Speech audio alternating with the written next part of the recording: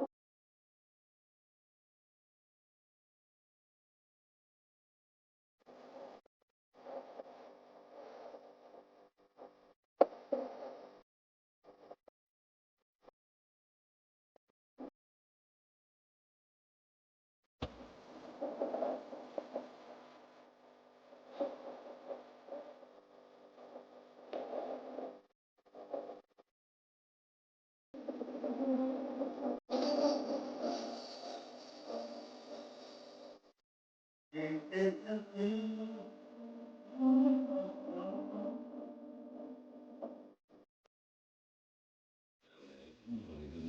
morning. Shit, you yawning, man. Good morning. Oh, you caught me up, man. So, I guess, y'all know that Facebook and IG is a little bit different from Twitter as far as like posting shit, as far as like getting flagged, as far as shit like that, right? So Twitter been okay. Let me explain to you. When the people stormed into the Capitol them years back for Trump, they said that Trump don't need a voice on social media. So he was banned. Y'all don't remember Trump was banned? So that's when Elon Musk, he went about Twitter and changed the rules so Trump could have a voice. You know what I'm saying? So now it's like a system that they got, like, when people get flagged or they saying you can't post something, it's like a system, and it's really people looking through your shit and saying, oh, this content can't get put out, or this video is bad, and you know what I'm saying? And Mark was like, man, it's causing a lot of motherfucking problems. So first off, I'm gonna go into his video real fast. Let me get it queued up for y'all. I'm gonna go into his video real fast. Let me see. Y'all bear with me, man. Moving a little slow today. It's cold in the mug out there. Okay, it's crazy, man. Like, he followed suit with Elon. Like, the world is bad about this shit. Hold on, let me get y'all right real fast. The table, what's up, boy? It's taking so long.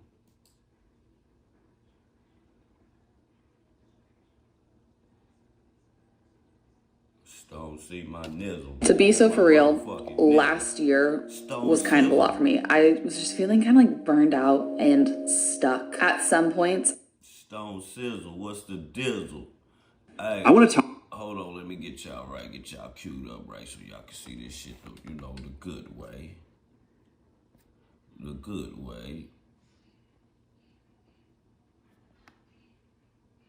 I did it wrong, y'all, my bad.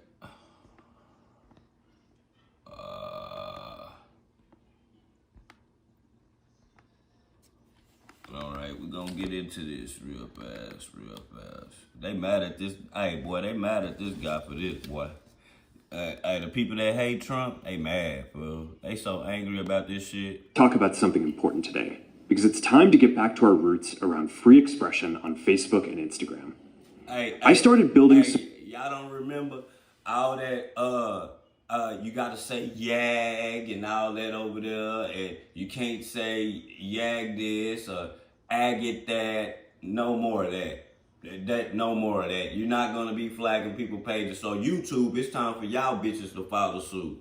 How about that? And quit just dry flagging people fucking with people money on some bullshit, dog. Social media to give people a voice. I gave a speech at Georgetown 5 years ago about the importance of protecting free expression, and I still believe this today. But a lot has happened over the last several years.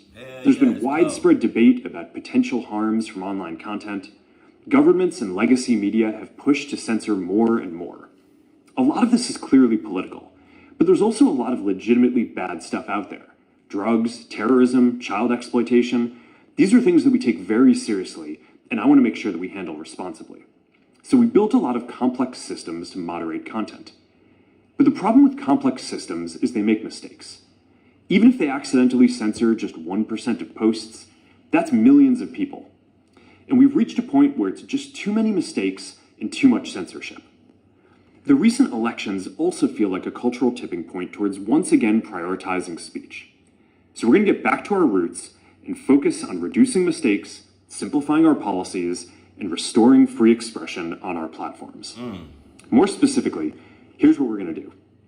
First, we're going to get rid of fact checkers and replace them with community notes similar to X, starting in the US. After Trump first got elected in 2016, the legacy media wrote nonstop about how misinformation was a threat to democracy. We tried in good faith to address those concerns without becoming the arbiters of truth. But the fact checkers have just been too politically biased and have destroyed more trust than they've created, especially in the US. So over the next couple of months, we're going to phase in a more comprehensive community notes system. Second, we're going to simplify our content policies and get rid of a bunch of restrictions on topics like immigration and gender that are just out of touch with mainstream discourse. Hey, y'all remember how we can't say over here, we can't say the C19 word. Over here, you can get your page took from talking about the C19 word. Why? I always wondered, why do y'all want to censor the C19? Why is it y'all don't want us to talk and break into this code and break into why y'all brought this shit over here, right? Yeah, so y'all want to flag us when we want to. That don't even make sense, bro.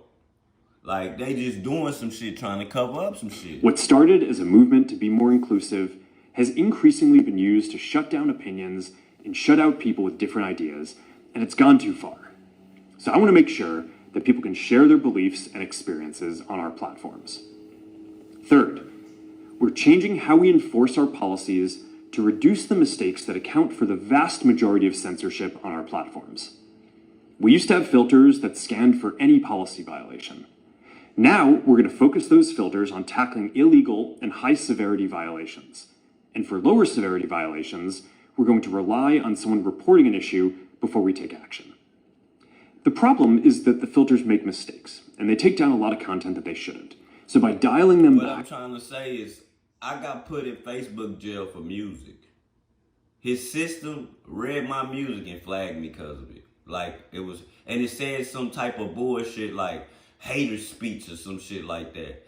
Nigga, I'm like, nigga, this is a rap song. Everybody turns on the live on Facebook and play their music. My nigga, y'all can stop that. That shit is just hindering shit, bro. Hindering shit. We're going to dramatically reduce the amount of censorship on our platforms. We're also going to tune our content filters to require much higher confidence before taking down content. The reality is that this is a trade-off.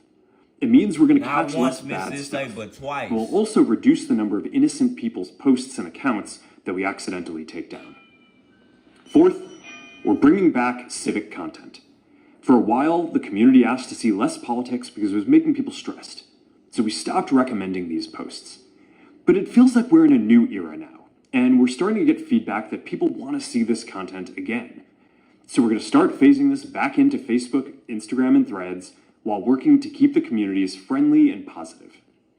Fifth, we're going to move our trust and safety and content moderation teams out of California, and our US-based content review is going to be based in Texas. As we work to promote free expression, I think that it will help us build trust. Ain't that something? Texas, right? Why he's saying he's choosing Texas because he don't want to be where Facebook from, for them to have the company and people to be biased for the people that's in that city. So you know what we're gonna do? We're gonna move this company out away from where Facebook started at. We're gonna move that bitch down to Texas, man. You know everything is big in Texas. Hey, everybody, all the businesses is moving down here. Trust to do this work in places where there is less concern about the bias of our teams. Finally, we're going to work with President Trump to push back on governments around the world that are going after American companies and pushing to censor more. The US has the strongest constitutional protections for free expression in the world. Europe has an ever-increasing number of laws institutionalizing censorship and making it difficult to build anything innovative there. Latin American countries have secret courts that can order companies to quietly take things down. Double tap the screen. China has censored our apps from even working in the country. The only way that we can push back on this global trend is with the support of the US government. And that's why it's been so difficult over the past 4 years when even the US government has pushed for censorship. By going after us and other American companies, it has emboldened other governments to go even further. But now we have the opportunity to restore free expression, and I am excited to take it. It'll take time to get this right, and these are complex systems. They're never going to be perfect. There's also a lot of illegal stuff that we still need to work very hard to remove. But the bottom line is that after years of having our content moderation work focus primarily on removing content, it is time to focus on reducing mistakes, simplifying our systems, and getting back to our roots about giving people voice. I'm looking forward to this next chapter. Stay good out there, and more to come soon. So yeah, and I also want to tell y'all something too, man. Thank you, Miss Ashley. I'm also want to explain to y'all something too. Minister Farrakhan, and I said Minister Farrakhan. You ain't gonna see no Minister Farrakhan videos on Facebook either. They call Minister Farrakhan a terrorist. Who the hell have the real? We ain't talking about the Muslims over there, over there. We talking about the black ones over here. You know, well, who have they hurt? What have they done to hurt the community? Like what have the Muslims done? Shout out to Miss Sissay. What have the Muslims done to hurt the community to make you not want to let Minister Farrakhan put his sermon, you know, like a Sunday sermon like today, on Facebook? You know? Y'all feel like, oh, well, if Trump can't come over here, shit, he ain't gonna be able to come either, right? Hey, man. Come on, man. It's happening because Biden don't. Yes, the shit, it was only in because Biden is the one that put it in. I told you after them people stormed in the Capitol, they said that it's not going to be no more social media for Trump because that's what enhanced the ride. Allegedly, that's what they said. So you know, what Elon Musk go do is he go buy Twitter. Here, Trump, here's your voice back. I bought a whole website for you to say whatever the fuck you want to say and type whoever the fuck you want to. You know what I'm saying? Like, this shit here is weird, my nigga. Like, it's weird. And he only following suit because it's what Trump wants. Twitter already been on this shit. Fool. Y'all system is flawed, fool. It's very flawed. And he said he was having too many problems because it was people getting flagged and then going with the process to handle the flag the right way. You know, niggas like me, I got flagged and sucked it up. I ain't typed them hoes nothing. I ain't sent them no email. I ain't argue. I ain't do nothing. Just sat out for my month. I did it twice. Sat out for my month on Facebook and came back. But you got these smart motherfuckers. They gonna email you and tell you it's a problem with this shit. So as the year progresses, then they go through all them emails and all this shit. It's just creating a whole bunch of bullshit.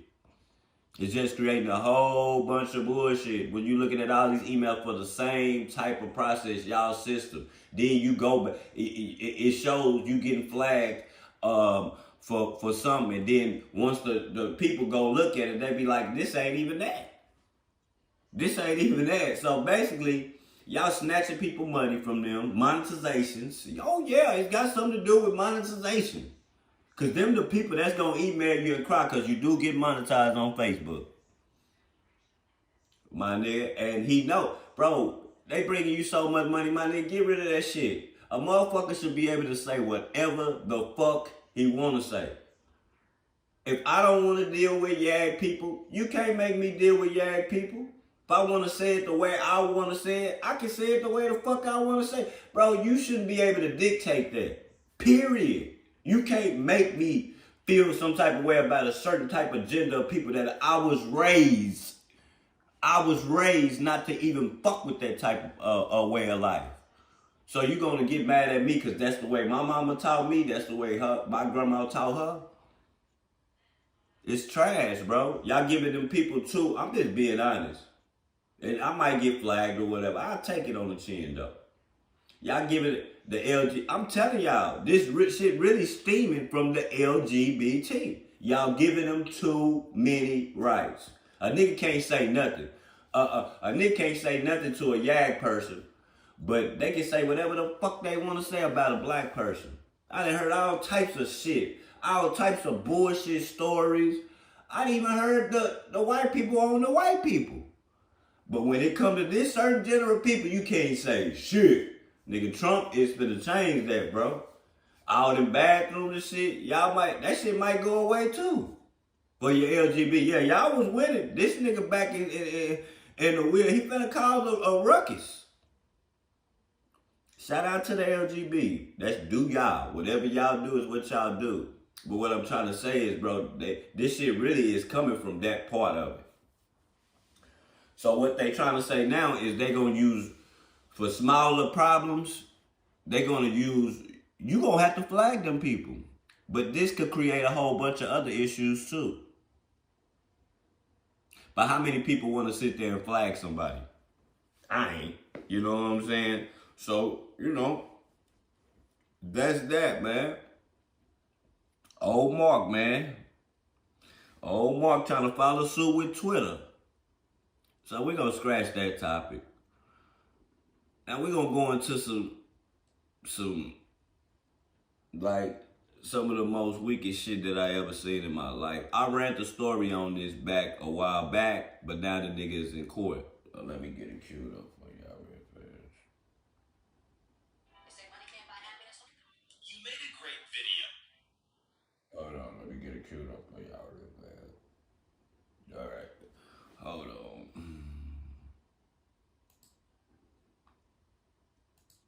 Yeah, man. You should be able to say what the fuck. It's my page. I built this motherfucker. Yeah, it's your website. I ain't talking about unaliving nobody or nothing, nigga. I'm just saying I don't like a certain group of people. And I ain't even said that. Like, I should be able to say it the way the fuck I want to say. Just like if I want to say nigga on here talking to my niggas, I should be able to say that, dog. I don't give a fuck what you say. Nigga, like, it's my motherfucking page. Nigga, like. Nobody wins when the family feels.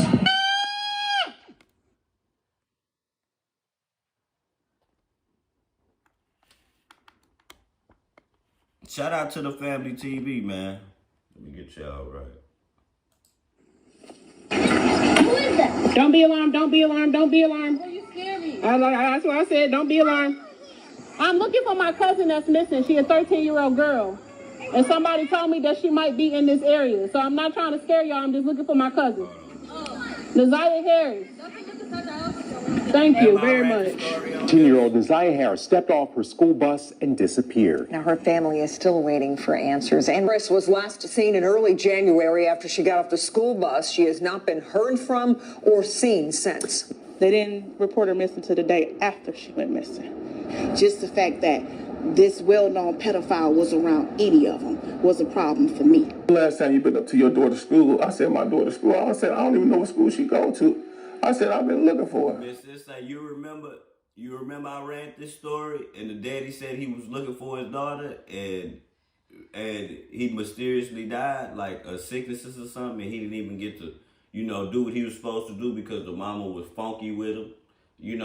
It's crazy, man. It's crazy. And they looked at each other and I was like, what's going on? They said your daughter's missing. Detroit, show some hospitality. The family gonna be in y'all city all week. It's a lot to talk about. Now, the family TV got information on the shooter who was arrested for Detroit's worst mass shooting that took place in 2024, which we'll later talk about in another story. But in this one, we go on to court. Family is often our number one priority. As we navigate through life, we need to ensure that our kids remain at the forefront of our concerns. No matter the challenges we face, we gotta make it a habit to make it a priority to talk to our children about important topics, including sexual relations, especially under our roof. It's crucial to stay informed and engaged, particularly as parents. These are issues we must address regardless of what else is happening in our lives. Historically, many children have been taken advantage of, and unfortunately, it starts within the home. We must be vigilant. If not, we have stories like we have here today. Fam, today, we're providing an update on the case we covered a couple months ago. I want to be honest, this video might be difficult to watch due to the sensitive details. And we're doing this update because we need to share some important developments. So this is what we're going to do, fam. We're going to court today for a preliminary examination. A body has yet to been found, but we're assessing whether we have enough evidence to proceed to trial. This preliminary examination took 4 days. I'm going to do it under 2 hours. I'll be compiling the best clips to share with you, but I want to be transparent about this situation. At the end of this update, I'll present the facts and my conclusion. It's heartbreaking to think that someone believed it was acceptable to act the way he did. Today we'll hear from the grandmother, the suspect, and a detective who interviewed them. We'll also hear from a judge who concluded that we have enough sufficient evidence to move forward with the trial. And most importantly, we want to hear from you at the end, fam. So before we go over this one, I want you guys to remember, I don't give you no angle. I just give you the story. So with that being said, make sure you like, comment, and subscribe. We're going to jump right to it. Now, fam, I want to say something out the gate. When we first did this story a couple months ago about this young girl at only 13 years old had went missing, and her aunt, baby father, was allegedly held responsible and arrested, I was able to do my research, and I exposed who the mother was of this young girl. Now, we didn't hear from her in this preliminary. Are you ready to take your content to the next level? Going live on TikTok isn't just fun, it's a game changer. Imagine Examination. But it's important to know this. Due to my research, I also found out that recent women had came forward that that's what this man do. Groom women to get to their kids.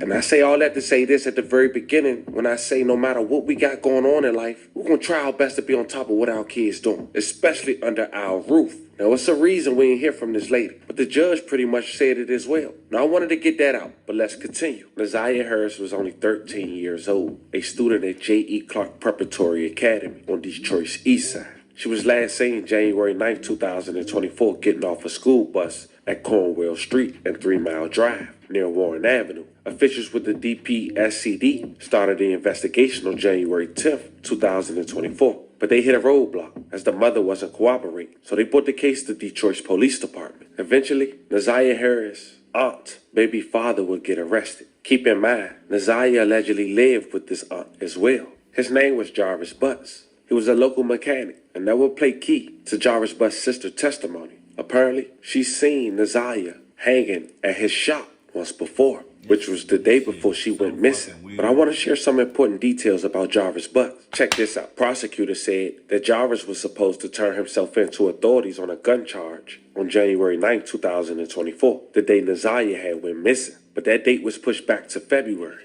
Naziah allegedly met up with Jarvis that date, where the two had went to Jarvis' shop before being seen checking into a motel in Detroit. Text records alleged that Jarvis knew Naziah was pregnant and that he began searching online about abortion pills, and drinking red antifreeze. Authorities believe Jarvis had been sexually abusing Harris since 2022. You'll later hear detailed text messages before ultimately killing her in January of 2024. Prosecutors said that he had a history of targeting and befriending women to get close to and sexually abuse their daughters. But that's not the only SA case Jarvis is involved with. He's also been charged for reportedly SA two other young girls, as well as a conviction for SA in 2005. Prosecutors. So y'all telling me that this system want to lock dope dealers up for life, but let these niggas back out over and over and over and over again? Like, I don't get that. These niggas do shit like this and get like 6 years.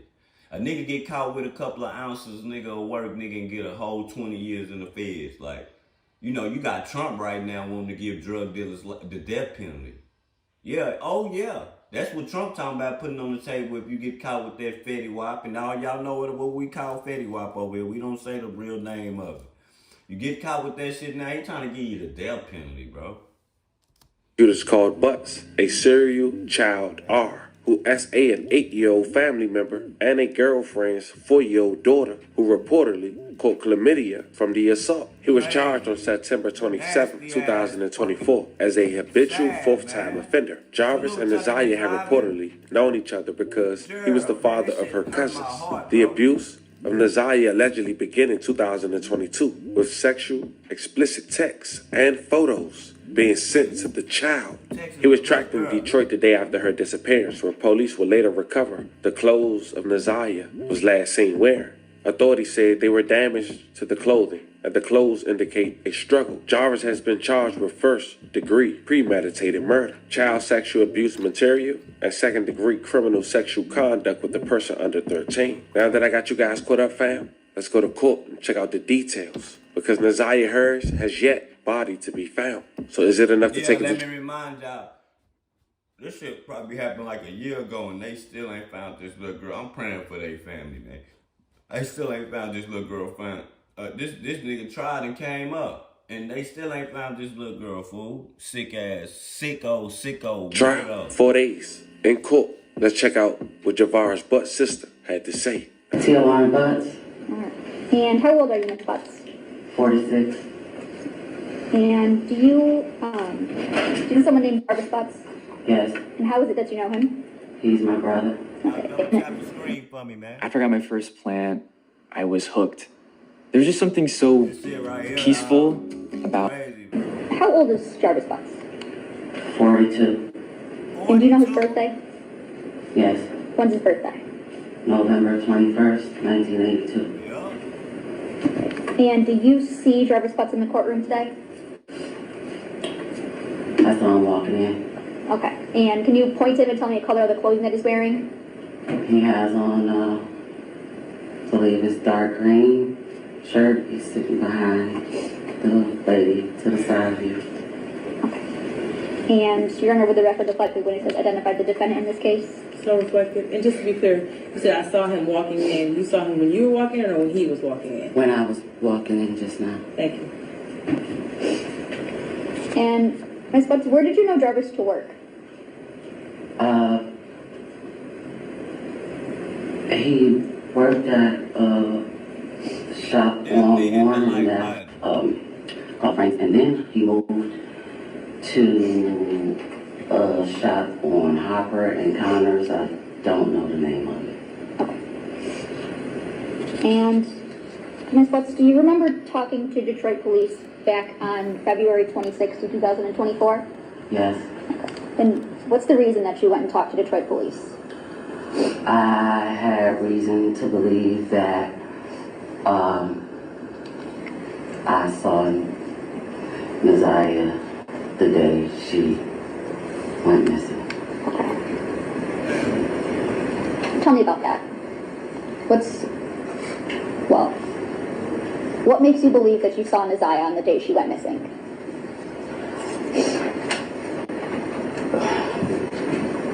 Where do you want me to start? It's a lot.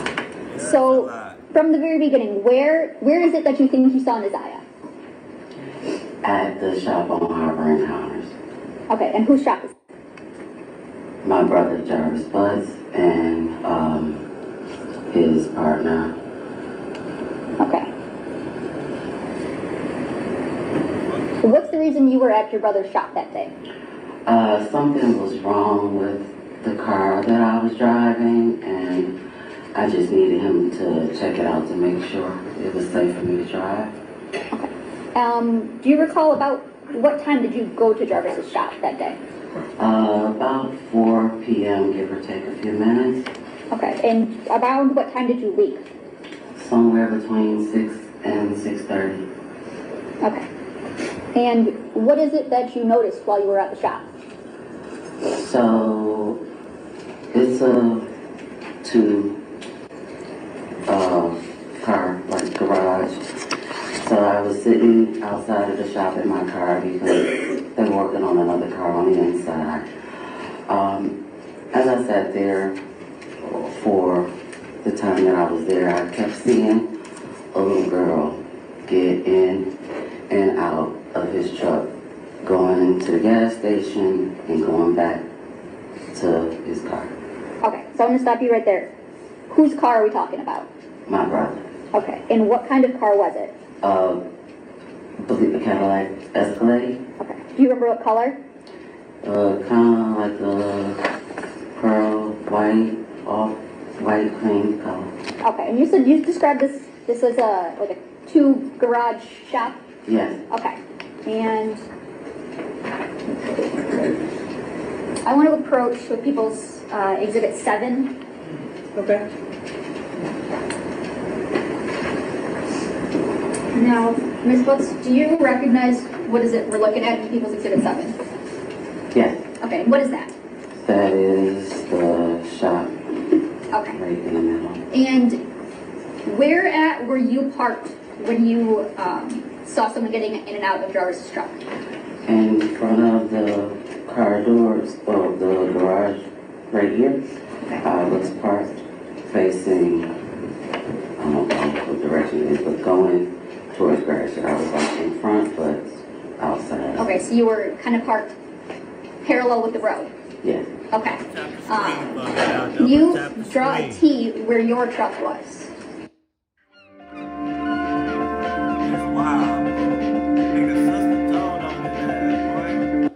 My car? Yeah, your car was. Yes. And then put an arrow the way you were facing.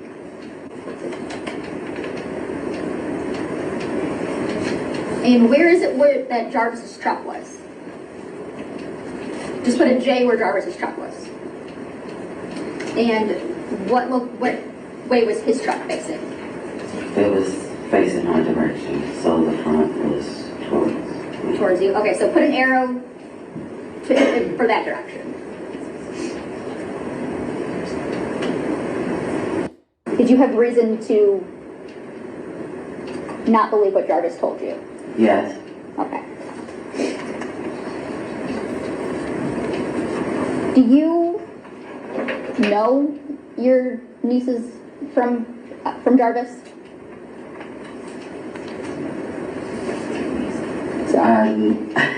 That is a poorly worded question. I am sorry. If that was your niece, would you have recognized her that day? Yes. Okay. And you did not recognize this little girl as your niece, did you? No. Okay.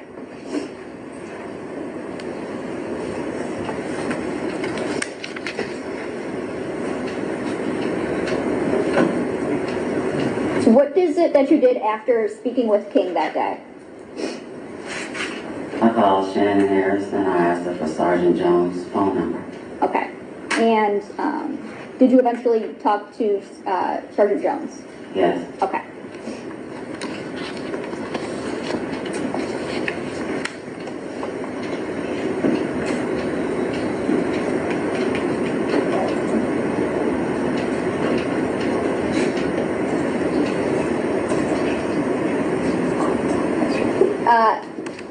Sorry about that. What day was it that she went to the shop and saw the little girl?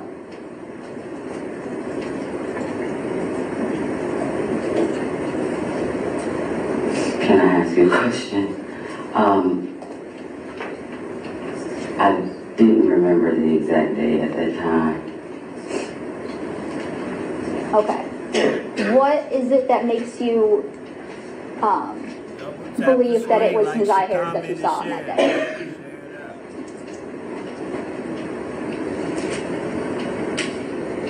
I'm not quite sure how to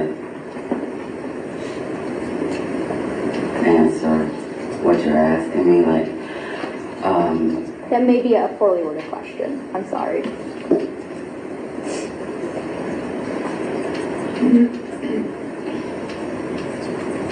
Can I just have 1 second, Judge?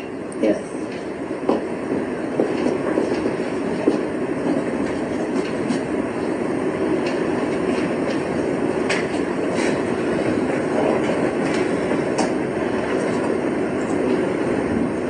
Ms. Butts, did you come to learn of the day that you had gone to Jarvis's shop by going through the locations on your phone?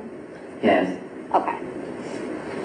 And that's the date that you don't remember off the top of your head right now, but it is revealed in your phone locations? Yes. Okay. Let's see.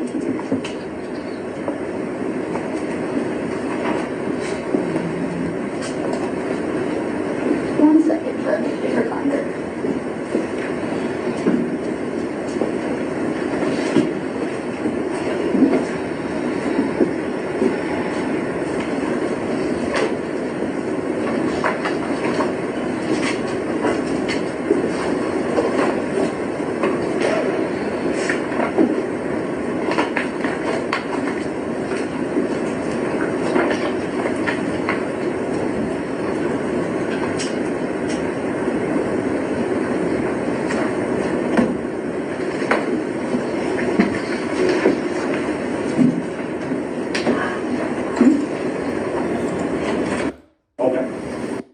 Are you ready to take your content to the next level? Going live on TikTok isn't just fun, it's a game changer. Yes, I'm sorry. And what time would she normally arrive back at home? The desire would be walking in through the door maybe 3:05, no later than that. And on January 9th, did she walk in at 3:05? No, she did not. And were you home when she didn't come home? I was there for a little while, but I left out to run some errands. But no, when I got to the house, she was not there. And at that time, did you have a conversation with someone else about her not coming home, Keziah not coming home? Yeah, when I picked my children up from the after-school program, I went in and my daughter said, Objection to what her daughter said on the hearsay. I'll rephrase the question. Okay, so thank you. Just talking about what you saw and heard, and not asking for what anybody said, but did you talk to Shannon, your daughter? yes, Shannon said she was not there. Okay. When you got home that day on the 9th, was Keziah there? No. And did you eventually make a police report about her missing? Yes, I did. Yes, and when did you do that? That morning, when I got to school, I went up and dropped the kids off to school. I talked with the dean and the principal. Hold on, we're going to go to something else I had seen real fast. I forgot that it's in trial, so.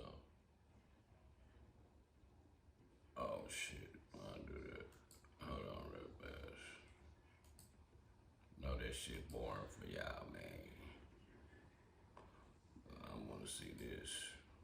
So let's get you back inside that Michigan courtroom where we've been following a preliminary hearing in the case against 41-year-old Jarvis Butts. Now, he's accused of killing 13-year-old Keziah Harris last winter. Prosecutors say evidence shows that Butts, who knew Harris's family members, allegedly groomed Keziah starting in 2022 when she was just 11 years old. Now, she was pregnant when she was killed, and Butts was allegedly the unborn child's father.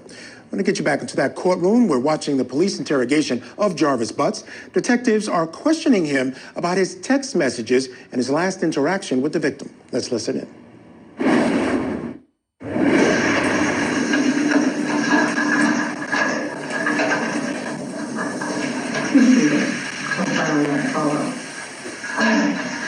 Make sure we come up like that.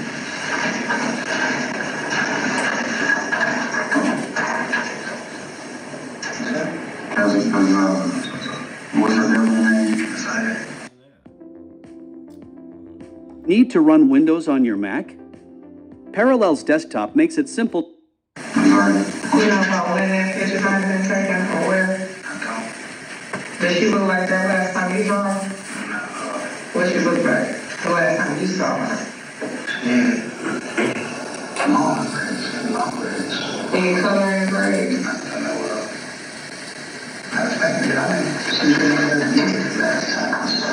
Okay. So it wasn't even done, so I don't even know what it was. But you talking about back and forth with last time we been in the basement. So she went back and forth about that anything. The last time I seen her, she was getting her. Yes, she was. She was back and forth because the dude, I guess the guy, was sweet. And we stayed next door. So she was going back and forth with the time next door. But they were in the basement at her grandmother's house getting her haircut. And I'm pausing at 1 hour, 35 minutes, and 6 seconds.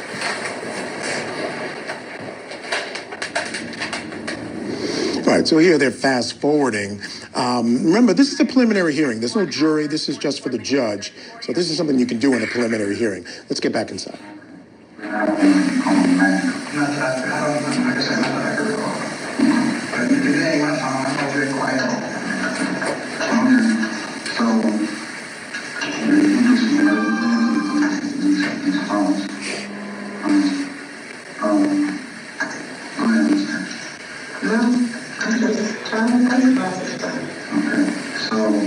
That shit don't sound good at all.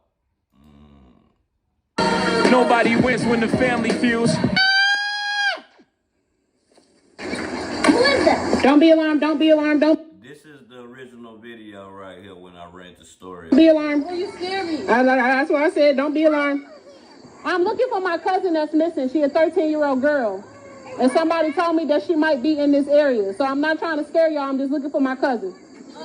Naziah Harris. Thank you very much. 10-year-old Naziah Harris stepped off her school bus and disappeared. Now, her family is still waiting for answers. And Chris was last seen in early January after she got off the school bus. She has not been heard from or seen since. They didn't report her missing to the day after she went missing. Just the fact that this well-known pedophile was around any of them was a problem for me. Last time you been up to your daughter's school, I said my daughter's school. I said I don't even know what school she go to. I said I've been looking for her. Hey, what's crazy about this story is Miss Sensei is the father. The mother was keeping him away from the father, and then when the father finally get in contact with her, and he's so stressed out that really the father in this interview was probably knew that he didn't have that much longer to live. So he made it a quest to try to get in touch with her before he for the maker take him up to the upper room, you know what I'm saying? And he didn't even and it didn't even happen. R.I.P. to that man. They looked at each other, and I was like, what's going on? They said, your daughter's missing. You could tell somebody rest in peace. No credit checks. Your job is your credit. All we need is proof of income, who you are, and where you live. When you never found their body. For me, that's tough. You never want to be the one that try to close that chapter on someone's family member, they loved one, before at least obtaining the body. Some type of evidence. I'm sure it's one person that still have some form of hope that person's still out there. But when authorities come out and say, hey, they believe this person no longer living, it's like my hands folded. They tired, rather. I wish it was something else, but that's where we at. Parents have to start being held accountable for their kids' actions. But what if your parents not in your life and you was put on someone who probably didn't even want you? More than likely, that's the case we have here today. When I first heard about this story, I was overwhelmed. We're talking about a 13-year-old girl who was allegedly pregnant, last seen getting off a school bus. And by the way, the dude who got her pregnant got kids by her aunt. Now, before we even go over this story, a lot of times we overlook people like this. Let me break it down. When you in jail, you got something like pen link. I'm not sure if it's different depending on where you house when you're incarcerated. But it's for other people in the free world who looking for a relationship but not necessarily can't get one. And when they do find one, that inmate seem to can't do no wrong in their eyes. And I'm sure something like that has something to do with this scenario. When you talk about the man who the alleged perpetrator in this story, we got to bring up a man who a known ex offender on a registry list. And yet, he was still allowed to be around this young girl for years. And then the family TV come in. They get aware of this situation. And they start to do their homework by looking at all public facts that's not necessarily and we find out who this young girl parents are. Needless to say, we talking about a young girl who lost her mom since 2021. We'll later discuss. We talking about a young girl who dad necessarily wasn't even in her life. In an interview you'll later hear from him, he mentioned for about 8 years, he didn't know where his daughter was. Meaning, since the age of 5, he was pretty much obsolete from her life. But then we say, hey, we here today saying we have an arrest 9 months later. But this the same prime suspect that authorities had in mind from month number 1, but wouldn't release his name. An ex-offender, an adult who got the nerve to do such thing to a child. And he supposed to have some rights? But all in all, that's what we have here today. In this video, I'm going to do my best to shine light on this young girl case, giving her love, respect, and condolences. They give these niggas rights and give the dope dealers life.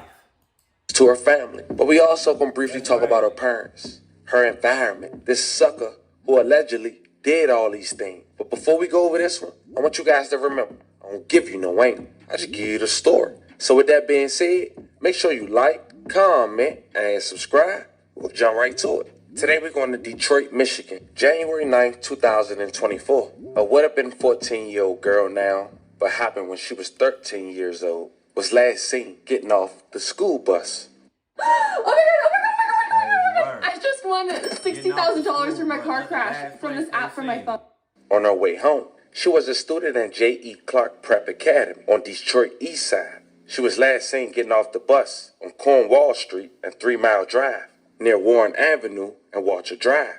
Now, before we really talk about the alleged motive on why she was allegedly kidnapped by a person who was sleeping and had kids with her aunt, we got to talk about her upcoming. This young girl has siblings. Her dad, as we mentioned, in the interview you'll later hear in, talks about how authorities trying to locate her, helped them find her in over 8 years. But a young woman who go by the name named Katina Renee Bit, a young woman born October 7, 1991, and lost her life just before she turned 30 at 29 on August 4th, 2021. Keep the time frame on the day she lost her life in mind when you hear about, after authorities' investigation, they believe she was groomed by this alleged perpetrator since 2022. Now, I'm not sure how Katina lost her life, may she rest in peace, but it seems when she was just 19 years old, 10 years prior, she got arrested in Salt Lake City alongside 4 others from Michigan. Apparently, she was busted in this prostitution ring. Authorities were seeking through escort ads and other forms or ways of soliciting. But at this point, we say Nazaria had it rough out the gate. But then she was allegedly given to her aunt, a person who probably didn't want her. Now, this allegedly her aunt right here. Her name haven't been disclosed, but this man that she's hugging, his name has Jarvis Butts, 41 years old, a man that's on this offenders list. We talking about a sick man. And I'm going to disclose the details, but I want to throw an FYI for you guys. A month after Nazaria had went missing, he got arrested on unrelated charges. And that's a huge part on why authorities believe her body won't be discovered if it haven't by now. See this picture on this tablet, fam? This is the last picture, her waving hello, where it seemed like she really saying goodbye, that she made the public. It was the same video and picture she took the day she lost her life. It was a tablet at her school, but also on that tablet was messages. To who? Jarvis Butt. In those messages, it indicated that they had plans to meet up after her getting out of school. And according to the affidavit, Jarvis Butts, who as we mentioned had children with Nazaria aunt, is accused of sending sexual explicit text messages to Nazaria beginning in September of 2022. And she had sent sexually explicit photos of herself in return. Nazaria allegedly texts Jarvis in September of 2023, saying she had not had her period. And in November of 2023, the evidence... You telling me this evil ass bitch ass nigga, man. Evil bitch ass nigga. I want to jump off the top rope on this nigga like in the Royal Rumble, nigga. Just get that nigga the people's elbow. My nigga, this piece of sack of shit got the little girl. Then shows that Jarvis knows that she is pregnant. His phone record shows that he searched online about abortions, abortion pills, and drinking red antifreeze. This is a picture of Javaris at his shop where he worked. Remember, there's no aborting the babies. So he talking her into drinking antifreeze and shit like that, bro, just to get rid of it so he won't get caught. You know, so he won't get caught. What would even... Man, this is too much. Was a mechanic shop. The shop happens to be the last place where a witness say they seen Naziah alongside another grown man getting escorted with Jarvis to that shop. And that was according to Jarvis' sister who seen her at the shop. Once again, she mentions that Naziah leave a 13-year-old girl with those two grown men to go God knows where and then return. And according to the affidavit, Jarvis had checked in a motel at 9:30 p.m. and Naziah was nowhere to be seen or found and was never heard from again. Weeks would go by. Family would go door to door looking for her. And on top of that, her dad came public about he believed she's pregnant. And on top of that, he not seeing her for 8 years. He's speaking all this while he in the hospital waiting for a heart. Unfortunately, he didn't get one in time and lost his life soon after. May he rest in peace. Beloved condolences to his family. Are you ready to take your content to the next level? Going live on TikTok isn't just fun, it's a game changer. I think they broke his heart, man. I believe that you can get your heart broken so bad that you could unalive yourself.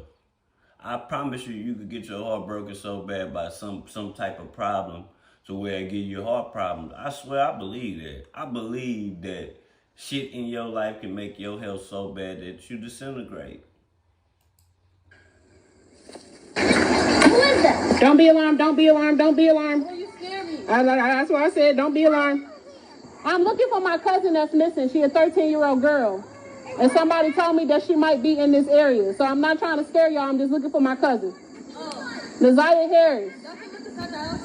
Thank you very much. 13-year-old Naziah Harris stepped off her school bus and disappeared. Now, her family is still waiting for answers and renewing their pleas for someone to come forward with information. Naziah was last seen back on January 9th at the intersection of Cornwall and 3 Mile Drive. Now, the primary suspect in her disappearance is a registered sex offender currently being held in the Wayne County Jail. Well, 7 News Detroit reporter Ryan Marshall is live at the Frank Murphy Hall of Justice in downtown Detroit, where the family will gather for a vigil later this morning. Ryan? Well, guys, the family of that missing Detroit teen still seeking justice in this case. That includes Naziah's biological father, who exclusively spoke with 7 News Detroit. He is fighting for his own life, but is holding on to find his little girl. I know the family hopes and prays that she is still alive. Correct. But if you get that phone call,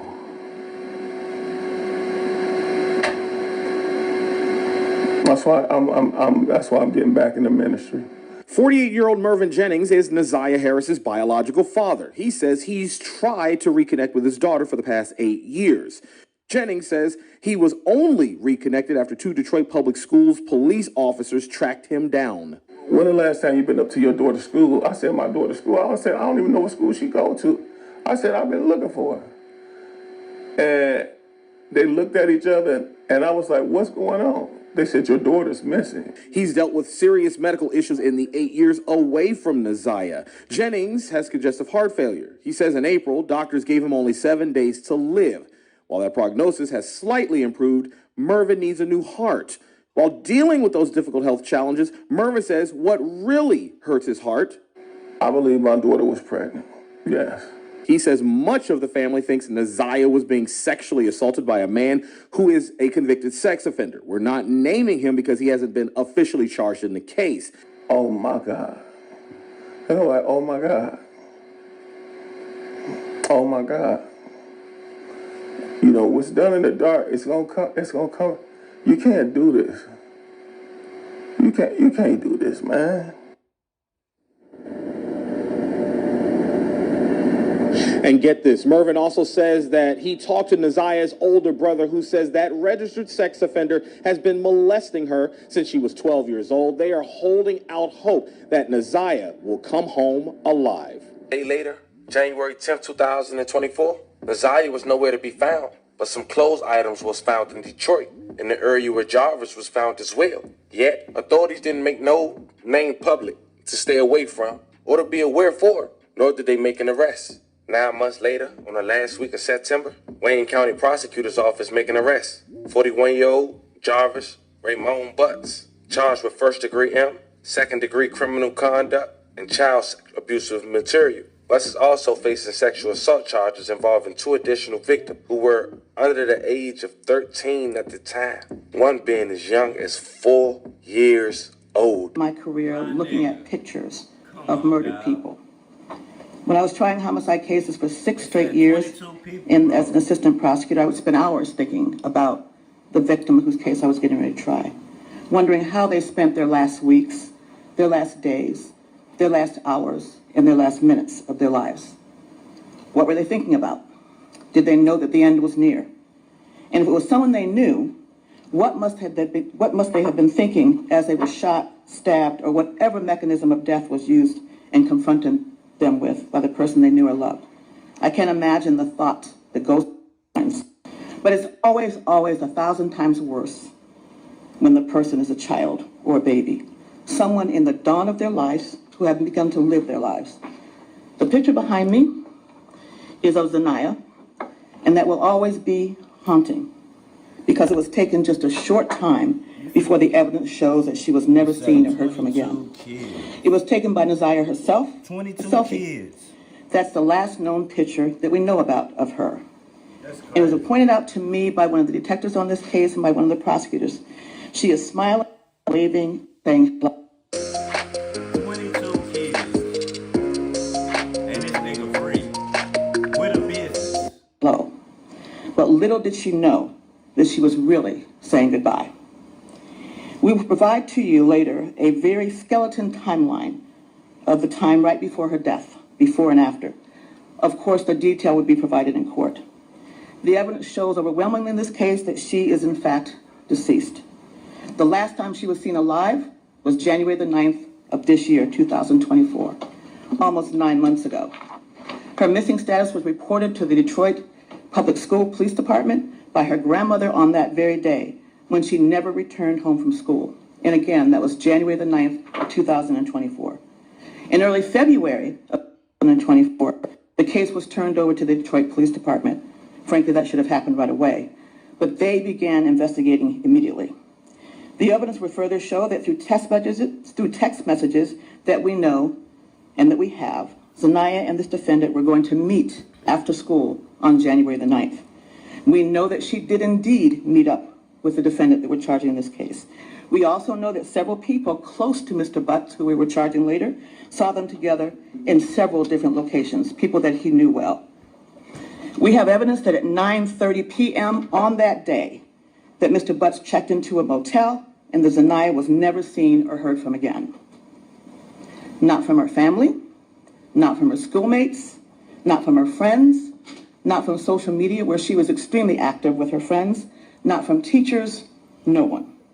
We know that she had no medical conditions that would cause a life-threatening medical emergency to her. And he, again, was the last person that saw her alive. She would have turned 14 years old just 10 days ago, on September the 16th of 2024. And again, no one has seen or heard from her. You look at that face, and you do not see the horrors that she had gone through in her short life. The exploitation, the molestations, the sexual abuse, and the pregnancy that she was concealing. That's crazy. The evidence will show that from one of her text messages to and with Jarvis Butts. And we also know, the evidence will show, that there's no evidence of anyone else being the father of that child, other than the defendant himself, who we charge today. And he knew she was pregnant. We know that he was also searching for ways to abort the baby. We know that sexually explicit photos were requested by him of her, and that she complied and sent them to her. All at the hands, we allege, the man we are charging with her death and also her long-term sexual abuse. In our warrant review process that Matt and Tina and others put together, excellent work on that. Video of 111 gigabytes. Witnesses and witness statements, body-worn camera, and let me not forget, it was Tina and Matt's memo, but the work of the Detroit Police Department. Anyway, we reviewed 111 gigabytes of video, witnesses and witness statements, body-worn camera footage, surveillance video, police reports, documents, 19 gigabytes, medical records, search warrant returns, phone extractions, which came to 506 gigabytes. Today we are charging Jarvis Butts with 1 count of first-degree premeditated murder, 1 count of criminal sexual conduct in the second degree, and 1 count of child sexually abusive material. Today we are also charging Mr. Butts with more counts of criminal sexual conduct on 2 more girls, yes, girls, on 2 other separate cases. The girls in question now are 20 and 11 respectively today, but both were under the age of 13 years old at the time the offenses occurred that we're charging. We are charging that one victim who is now 20 years old, that from April of 2012 to April of 2014, is alleged that defendant Butts sexually assaulted the victim at a residence in Detroit. Further facts and evidence on that matter will be placed on the record at the preliminary examination. In that case, we charge Mr. Butts with criminal sexual conduct, 1 count in the first degree, person under 13, defendant 17 or older. In that case, we are also charging Mr. Butts with 3 counts of criminal sexual conduct in the second degree, person under 13, defendant 17 years or older. In the second criminal sexual conduct case, well, I guess the third, that we're charging today, we are alleging that the victim, who is now 13 years old, that from July 2015 through July 2017, we're alleging that he sexually assaulted. Working out has done a lot for my mental health. I got more energy, and I don't get into a rut. Residence in Detroit, and again, further facts and evidence will be developed at the preliminary examination. Defendant Butts have been charged with, in that case, 1 count of criminal sexual conduct in the second degree. Child under the age of 13, Mr. Butts over the age of 17. Based on all the evidence that I've laid out now and much more that will be shown later in court, based on all these cases we will present in court, Mr. Butts targeted and befriended women who had to have sexual relationships with their young daughters. He would have relationships with their mothers, but his true desire was to have sex with their young daughters. That's what the evidence will show. He was a classic and expert groomer and pedophile. It's incredibly sad, incredibly unspeakable, and we want to bring justice to her and her family. I have to take this moment to say something to you, and this is not directed at all at Nazia's family, who by all accounts had many in her family that truly loved her. This is directed to everyone else listening to me now. We must be very careful who we let into our hearts and our homes and our lives, especially if you have children. We must be very careful who we have around our children and elders respectively. We must also be very careful who we leave our children with, even if they are in relationship partners, family, and friends. I'll say that again. Even if they are relationship partners, families, or friends. It's a very unfortunate and sick situation. Hard to say rest in peace, and I keep saying it's crazy. So as I mentioned, someone whose body hasn't even been discovered. Fam, this was the story of a man who took the life, allegedly, of his baby mother, his girlfriend, whoever you want to call it, niece, at just 13 years old, after allegedly getting her pregnant. Let me know how you guys feel about this one in the comments. Don't forget to like. And that's it, man. That's it right there, dog. That shit there bothers me and it bothers people. And I totally understand, man. I totally understand. Shout out, prayers go up to Miss Sissay. I totally understand about this, dog. This shit is sick. I pray that nigga go to jail and they beat the fuck out of him. I'm talking about beat the fuck out of him. Like, all that in the cell that they give to these greasy ass niggas. Yeah, that. Yeah, I really do. And this is coming from somebody who don't even have kids. I don't even have kids, but I love kids to death. I don't have no kids. You know, at 44 years old, I don't have a child. This nigga a piece of shit, though. Right around text messaging the girl, tell her to drink antifreeze to get rid of the pregnancy. Nah, nigga. Nigga, you drink some antifreeze. Nigga, how about you go drink some antifreeze, stupid? You know what I'm saying? But I gotta go to this grocery store because, you know, I gotta cook today. Gotta fucking cook today. Gotta wake this nigga up. Watch this. Watch this, y'all.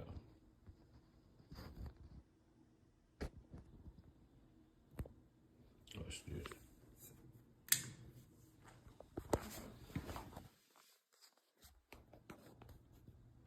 Nigga, get up, nigga. This nigga still asleep. This nigga say he wanna sleep in.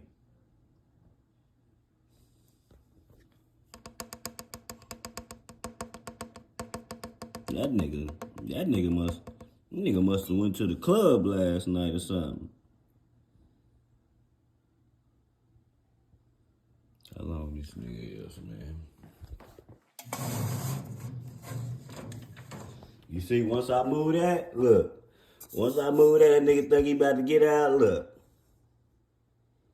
Look. Nigga think, nigga, you ain't getting out. Wake your ass up, nigga. Let me know you alive, man. Nigga change the colors, about to start peeling. Nigga, get up, nigga. This nigga about to close his eyes again, nigga. This nigga ain't shit. Indica.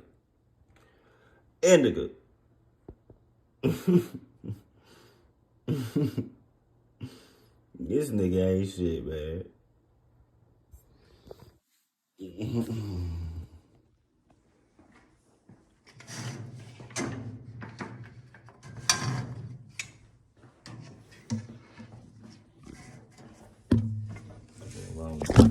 Oh, sorry, baby. Look how long you is. Oh, shit. I don't even know how that is flipped like that. How long you is. I'm sorry, you nigga. Get the tail, nigga. Oh, hey, boy. That nigga pretty ass color.